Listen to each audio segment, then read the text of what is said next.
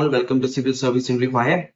സ്റ്റുഡൻസിനെ caste ബേസിൽ discriminate ചെയ്യുന്നതിനെ ശക്തമായി വിമർശിച്ചിരിക്കുകയാണ് സുപ്രീം കോടതി പറഞ്ഞിട്ടുള്ളത് UGCയുടെ കീഴിലുള്ള എഡ്യൂക്കേഷൻ ഇൻസ്റ്റിറ്റ്യൂഷനിലെ 90% കൂടുതൽ എഡ്യൂക്കേഷൻ ഇൻസ്റ്റിറ്റ്യൂഷൻസിലും കാസ്റ്റ് ബേസിൽ കുട്ടികളെ ടീച്ചേഴ്സ് ഡിസ്ക്രിമിനേറ്റ് ചെയ്യുന്നു എന്നാണ് സുപ്രീം കോടതി പറഞ്ഞിട്ടുള്ളത്.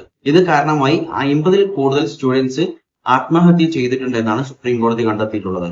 സുപ്രീം കോടതി പറഞ്ഞിട്ടുള്ളത് UGCയിലെ റൂൾസ് ഉണ്ട്, റെഗുലേഷൻസ് ഉണ്ട്, ഇങ്ങനെ ഈക്വിറ്റി, അതായത് ഒരു റെഗുലേഷൻസ് ഉണ്ട് 2012-ൽ ഇറങ്ങിയ ഒരു റെഗുലേഷൻസ്, UGC ഇക്വിറ്റി റെഗുലേഷൻ എന്ന് പറഞ്ഞിട്ട് ഇതിൽ എല്ലാ കുട്ടികളെയും തുല്യമായി കാണുക എന്നുള്ളതാണ്. എന്നാൽ 90%-ൽ കൂടുതൽ UGCന്റെ കീഴിലുള്ള എഡ്യൂക്കേഷൻ ഇൻസ്റ്റിറ്റ്യൂഷൻസും ഈ ഒരു റെഗുലേഷൻസ് ഫോളോ ചെയ്യുന്നില്ല എന്നാണ് സുപ്രീം കോടതി പറഞ്ഞത്. സുപ്രീം കോടതി പറഞ്ഞത് എന്ന് പറയുന്നത് കാസ്റ്റ് ബേസ്ഡ് ഡിസ്ക്രിമിനേഷൻ എന്ന് പറയുന്നത് വളരെ മോശമായിട്ടുള്ള ഒരു കാര്യമാണ്.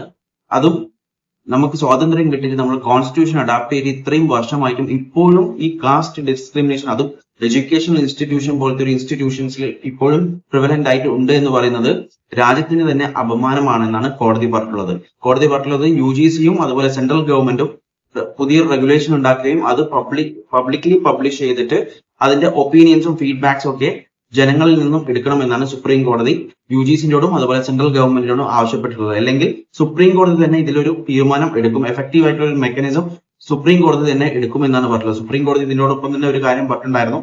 മെഡിക്കൽ കോളേജിൽ, UGCന്റെ കീഴിലുള്ള ഒരു മെഡിക്കൽ കോളേജിൽ 3 ഡോക്ടേഴ്സ് ഒരു കുട്ടിയെ കാസ്റ്റ് ഡിസ്ക്രിമിനേറ്റ് ചെയ്തിട്ട് ടോർച്ചർ ചെയ്തതിനു ശേഷം ആ കുട്ടി ആത്മഹത്യ ചെയ്യുകയുണ്ടായിരുന്നു. ഇതുപോലത്തെ ഒരു സാഹചര്യം ഇനി ഒരു കുട്ടിക്കും ഉണ്ടാവാൻ പാടില്ല എന്നാണ് സുപ്രീം കോടതി പറഞ്ഞിട്ടുള്ളത്. അതുപോലെ തന്നെ ഒരു കമ്മീഷൻ പറഞ്ഞിട്ടുണ്ടായിരുന്നു ഇവരെ സാധാരണ രീതിയിലല്ല ശിക്ഷിക്കേണ്ടത്, ഇവരെ ശിക്ഷിക്കേണ്ടത് ഈ ഒരു കാര്യം പുറത്ത് എക്സ്പോസ് ചെയ്യുകയും ഈ ഒരു വ്യക്തികളെ എക്സ്പോസ് ചെയ്തിട്ട് നാണം കെടുത്തണം എന്നാണ് ഒരു കമ്മീഷൻ പറഞ്ഞിട്ടുള്ളത്. എന്നാൽ മാത്രമേ ഇതിനൊരു അവസാനം ഉണ്ടാവൂ എന്നാണ് ഒരു കമ്മീഷൻ, ഗവൺമെന്റിന്റെ ഒരു കമ്മീഷൻ പറഞ്ഞിട്ടുണ്ടായിരുന്നു.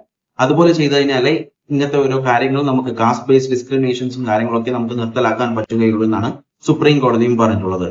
ഇതിനെക്കുറിച്ച് നിങ്ങളുടെ അഭിപ്രായങ്ങൾ കോമെന്റ് ചെയ്യുക. വീഡിയോ ഇഷ്ടപ്പെട്ടാൽ ലൈക്ക് ചെയ്യുക. ഇൻഫോർമേറ്റീവ് ആയി തോന്നിക്കുന്ന മറ്റുള്ളവരിലേക്ക് ഷെയർ ചെയ്യാൻ മറക്കില്ല. And thanks for watching me and stay tune for another video. Okay, thank you.